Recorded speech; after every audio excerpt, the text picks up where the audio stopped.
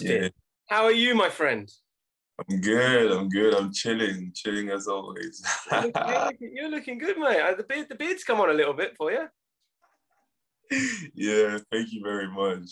Shit. How have you been? I can see you're getting younger. Yeah, that's what Huh? it is, mate. Yeah, I'm getting younger. I'm getting faster as well, so I've had to make my hair go shorter and thinner. That's what that is. Yeah. I'm loving the t-shirt as well, my friend. Bit for the Queen there, hey, Thank hey, God live her. Right. you. So, where are you at the minute, my friend? I'm in Reading. Reading. University Well, of not Reading. too far. Not too No, far. no. Uni there. What are you doing? I'm studying management and marketing. Oh, look out, another brainiac. Yeah. Yeah, I'm studying that. Yeah. Are you involved in the? I mean, I know obviously at the moment things are a little bit weird, but are you getting involved in the uni sports or hopefully or? Uh, not as much as I should have. I mean, I tried out for rugby and I was meant to join the team, but like I just never went for training. Yeah. I kind of like fell in love with the gym, Yeah. so I mean, like I got really big. I've lost like 27 kg since like last July. I So have to say, the first thing I noticed was the big arms there, my friend. I have to say, those arms are looking a bit pumped. no, I've lost a lot of weight. So like as of like last July, I was like 127 kg. Now I'm like 103, Right. 103 or, so I was training twice a day for, eating 6 times in a day. It was crazy. And it was like that every single day for like 7 months. During lockdown, my friend had a gym. So like every single day, twice a day, we're training, eating. I was eating like minimum 10 chicken breasts a day. Crazy. And like my bench was crazy. I was lifting 207.5 kg. My score was like 240 kg. I wasn't deadlifting because I had like lower back pains. When I was in Boxwood, my form was always terrible. And like, I always used to like, whenever Mr. Macaulay, you remember Mr. Macaulay? Yeah, yeah. He used to try and show me the form. And I'm like, no. I know it's this way. And then I eventually messed up my lower back. So if he sees this, he's going to be going, I did tell you so. Yeah, so that's what I've been doing. So you were at Buxwood, what, you were there, what, 2 years, 3 years? I can't remember. 2 years. 2 years. And you started off in the academy as one of our goalkeepers. Yeah, the best goalkeeper that's ever gone through Boxwood. Well, definitely one of the best personalities, that's for sure. Yeah, no, it was good. And then obviously you went off to the dark side for a little while and played a bit of the egg chasing rugby malarkey, and then you came back to us for a brief moment where you played the second 11 county cup in goal. Yeah, I just came to give you guys that trophy. You needed me for that trophy. That's what it was. We needed the trophy. You're absolutely right. So tell me, how was that? I mean, as I say, you'd not done any training. You'd not done. You'd not really even been part of the team. I mean, obviously you knew the players, but Yeah. you sort of snuck your way into the final there, played in goal, Yeah. and I can remember you were extremely pumped up for it, and we still have obviously the video of the game. And I can remember you were very up for the game. You were very. No one was getting past you in a hurry. Nah, hell no. What was that like for you? That game was fun. It was very interesting. I mean, it was a final, so like I was already excited, and like I just felt like I needed to, pump the team up. Obviously, if the team is not comfortable with their goalkeeper or the person in goal, and it can affect their confidence. So I just needed to make them, sure or, confident enough that like, I know what I'm doing, So in order to let them know that they don't need to worry about behind, just focus on, the game and in front of you. I control the whole game. I focus on what's behind. Yeah. Kind of thing. I needed to, elevate my energy, push out my energy towards them. That's why I was extra pumped.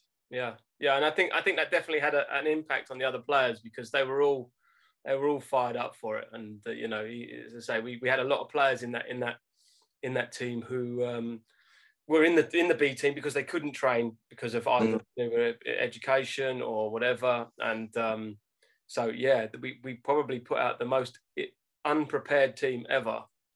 I managed to get away with it. So what was there any one moment that stood out for you for that game? Probably my save. I think it was a corner. Yeah. It was like a last. I don't know. I think it was I had a corner free kick, and it was like towards the end of the game. And then the striker was literally right in front of me, headed the ball, and then I just tipped it over last minute. I don't know if you can remember. Yeah, that was. Don't you worry. When it comes to editing, I'll find it and I'll stick it in. So when we do this bit in the video, I'll stick it in so everybody can see it. It'll be in the bottom of the picture there. Yeah. Maybe what I should have done was I should have pre-prepared and then I put it up and I should have gone, right, Austen, now talk us through this. How was that? Oh man. Yeah, that was for that game. So as I say, you were originally at the football academy under Magro, correct? Magro. Yeah. And you were part of the fabulous group that went to Rome, to that wonderful Rome international tournament. For sure.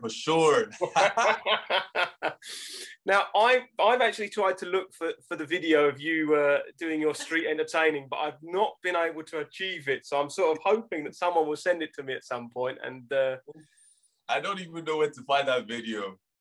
I've seen it somewhere, but I don't know. But I'll help look around if I can. Yeah, as I remember. So yeah. So tell us about the tournament anyway. Tell us how you found it.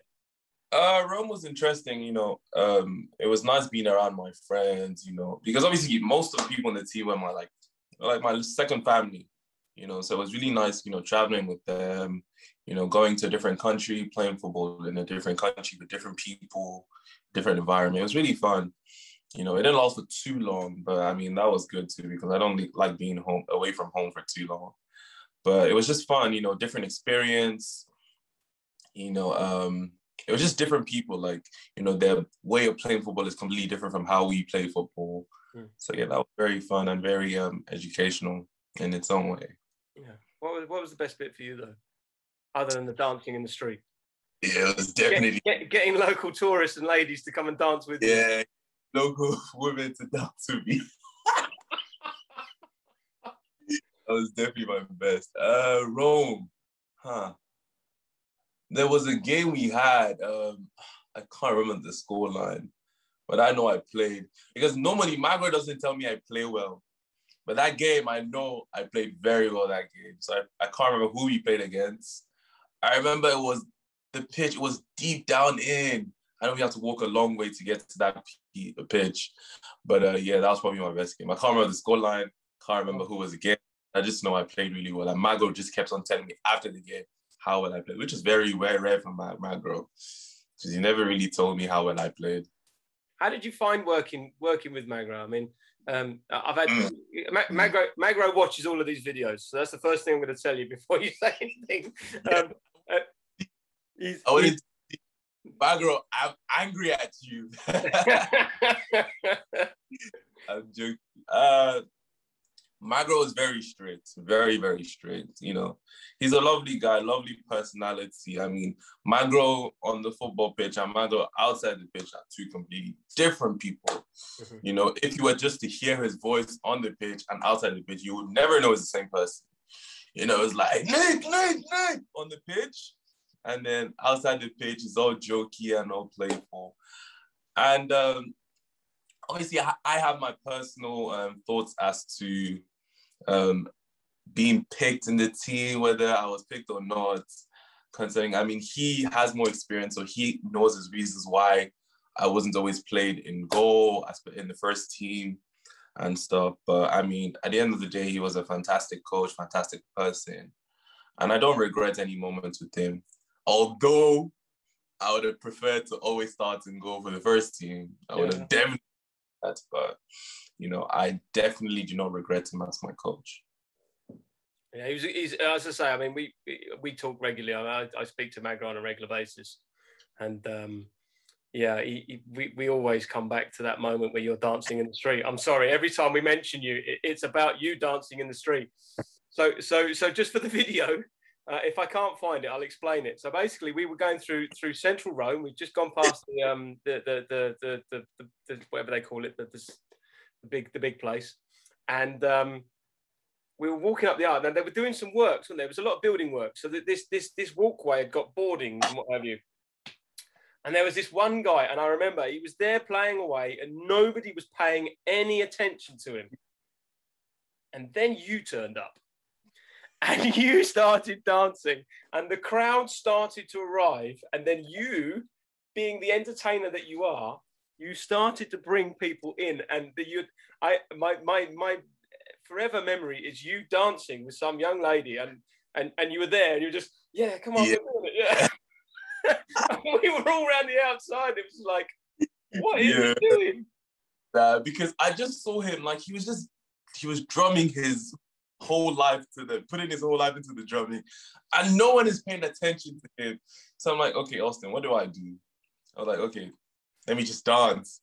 And then I just started I don't even know what I was doing. I was just break dancing. And then suddenly, like, the whole crowd now came on. And then I saw people now clapping. And I went to take, someone from the crowd. I can't remember. I asked her a question. I can't remember. Yeah. But yeah, that was it. It was really fun for me. That was And the thing was, then when you finished there, you were walking back up the street. And obviously, there were other entertainers. There was a dancing entertainer as well. And they all, because they'd seen you bring that great big crowd in, they all wanted you to do dancing with them. And I could see them every time we were walking past. You could see the guys were trying to get your eye, going, come here, sort of thing. So as you would get them, the crowds, and it was just it was bonkers. Oh my! So, what made you switch to rugby? I mean, there's nothing wrong with going to rugby. I mean, I know I call it the dark side and what have you, but of course. I mean, I've always loved football, from a very young age, and I always wanted to play as a professional in some way, whether it was in Premier League or wherever it was, play professionally.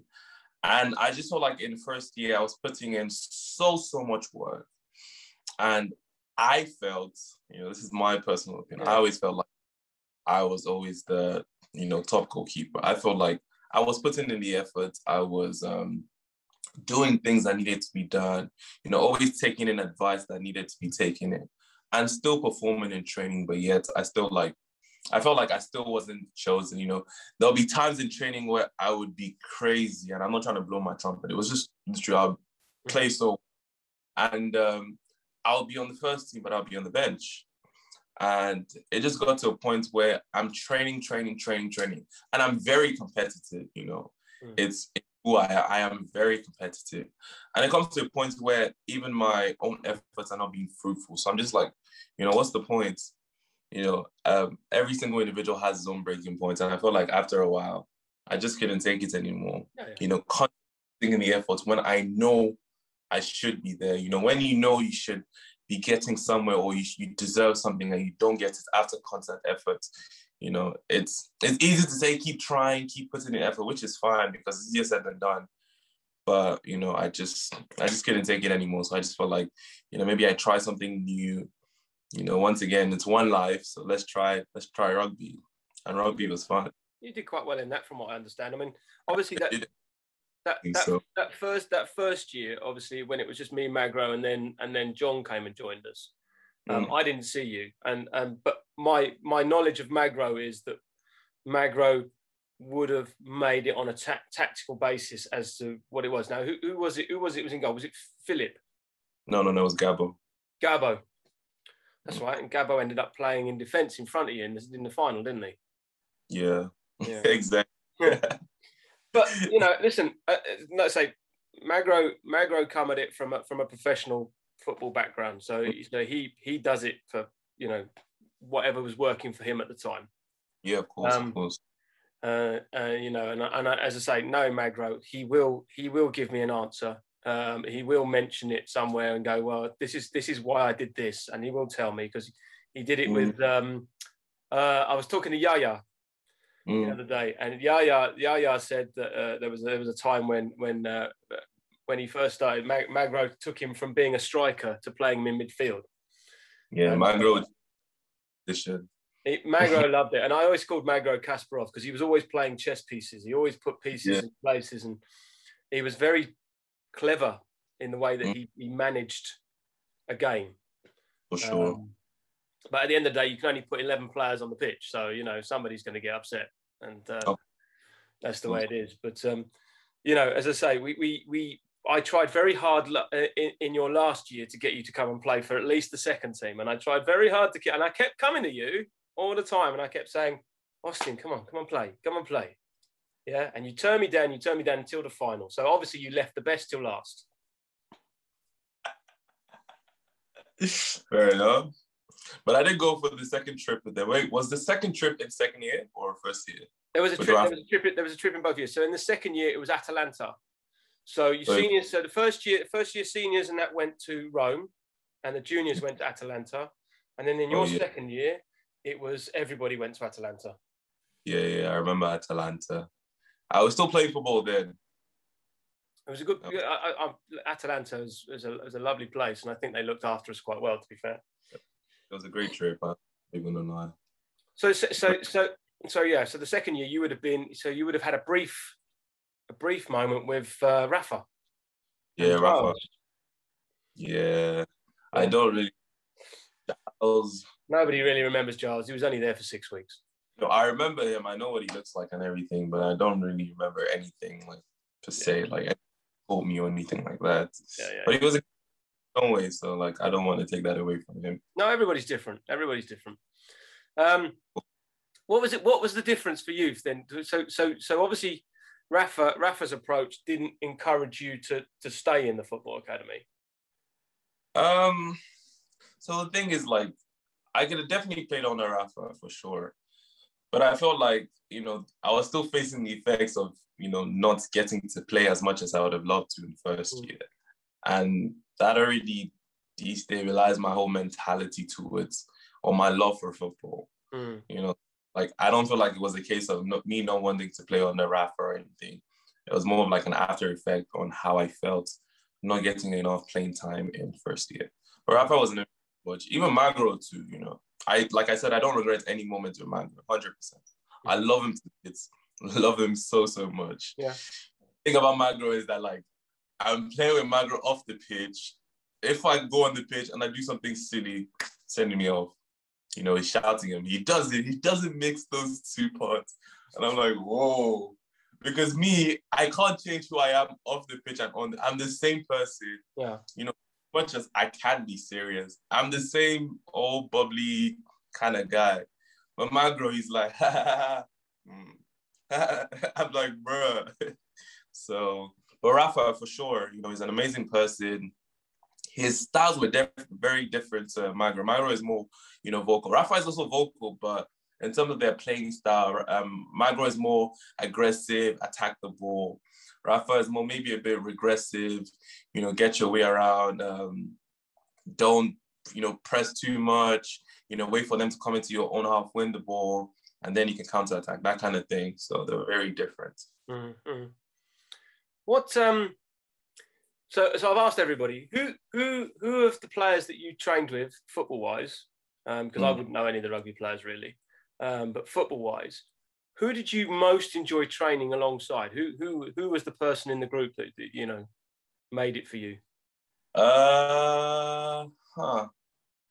So for goalkeepers, obviously, because I trained mostly with goalkeepers, I enjoyed training with Gabo and Philip. And what's the other guy? The other Spanish guy. Alan. No, not Alan. He was big. He left after first year. He was a bit bigger. Oh. Oh my gosh, what's his name? I can't think. We had an argument. I don't know if you remember when we went to England versus Brazil. We had an argument on the bus. I don't know if you remember. I do vaguely remember that. Yeah. I can't think of it off the top. The thing is, what'll happen is we'll finish the video and I'll go off and go do something, and then it'll pop into my head and they'll be like, and then I'll put that in. Player, who did I enjoy playing with? I enjoyed what's his name? Beckenbauer, Rafa. Yeah, Rafael Beckenbauer. Yeah. Yeah, I played with him in defense. He was very, very safe. And obviously my boy Pandeni. Yeah. I've just put Pan's interview up on the YouTube channel. So I put it last night. Good. I enjoyed it. He was a safe. Even TD, Tomiwa, of course. Tomiwa, yeah. I haven't been able to track Tomiwa down yet, but I will get him. Yeah, I mean, he's not on socials. I can send you his details if you need to. Yeah, that'd be good. I'd love to catch up. As I said, I've been trying to catch up with as many as possible because, you know, so much happened in those first 2 years.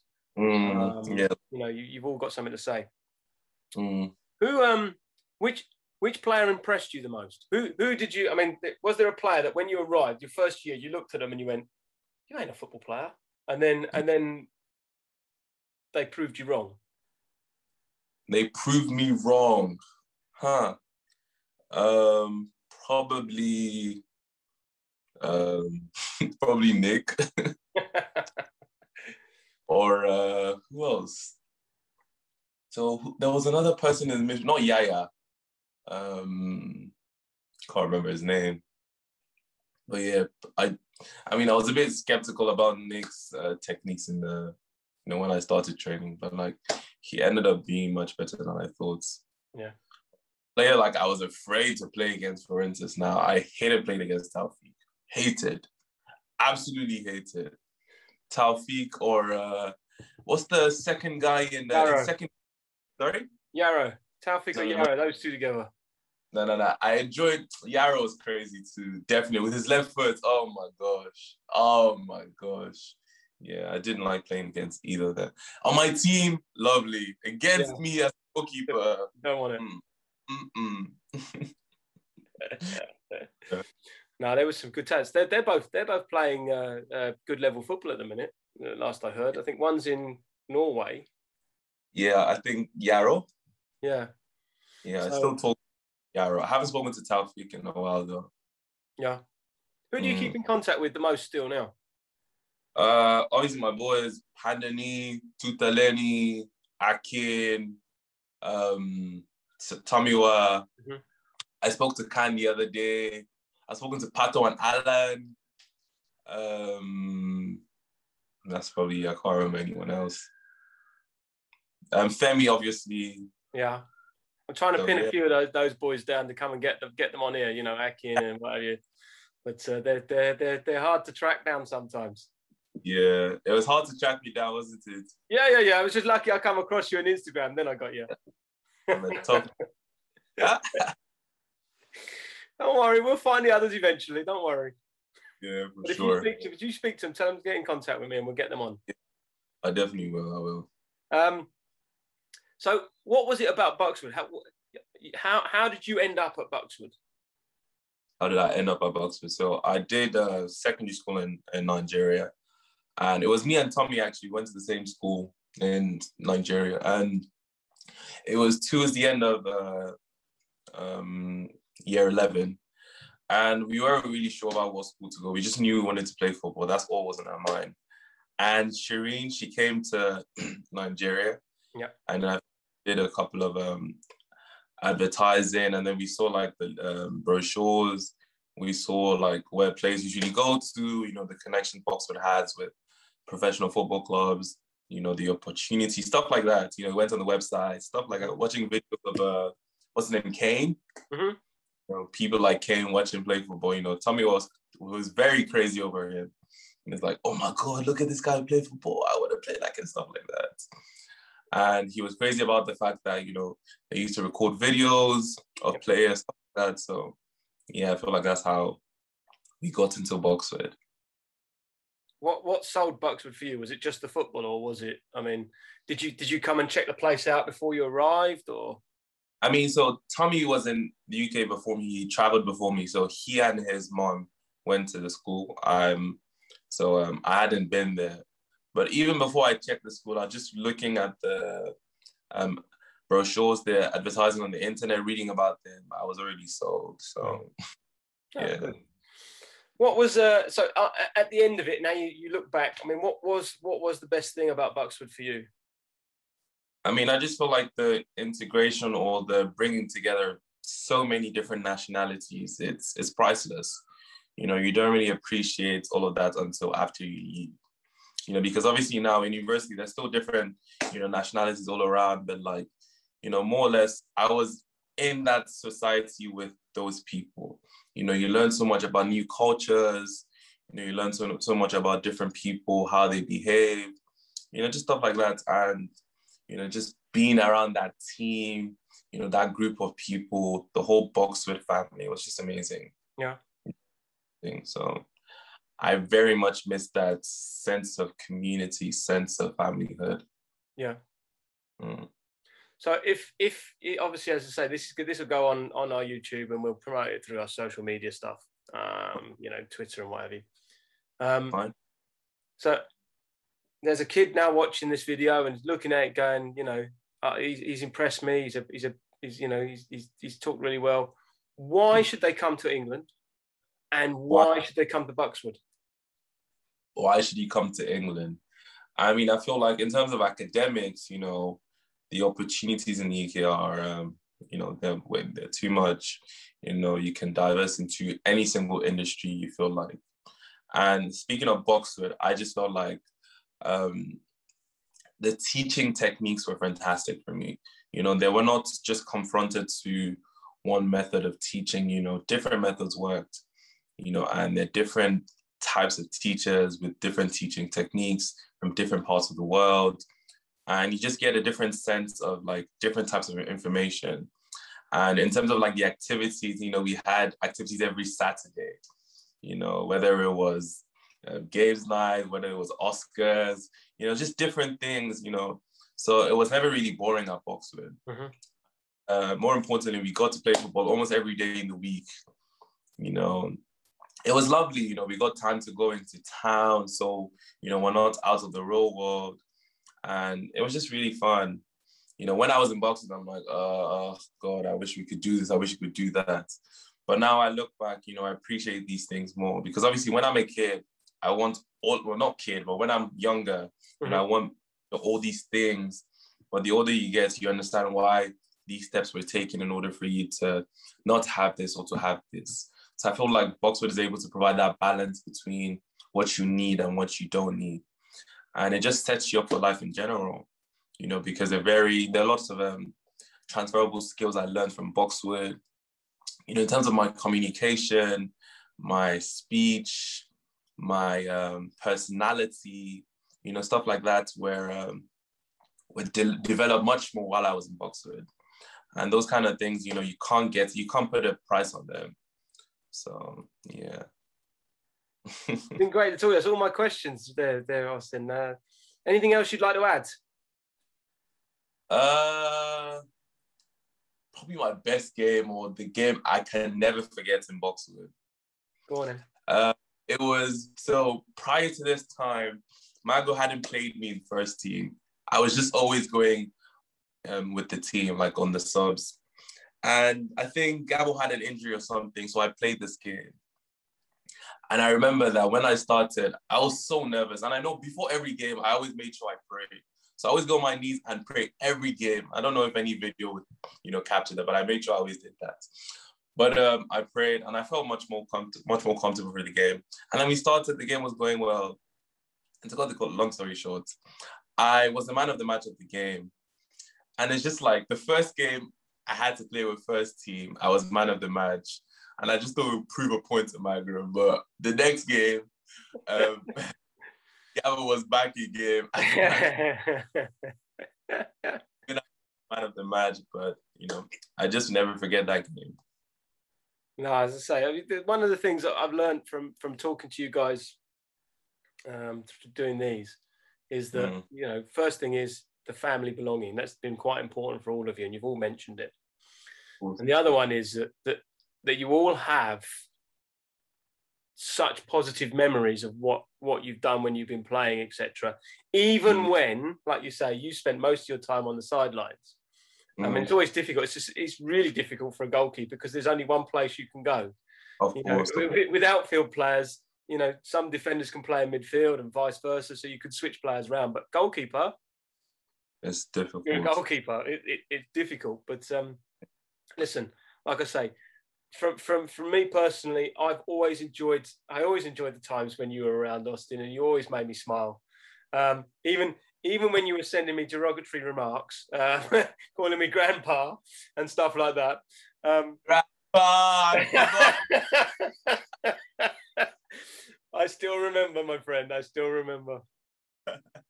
But anyway, listen, like I said, obviously as a student, getting up at this time in the morning is obviously quite difficult for a lot of you.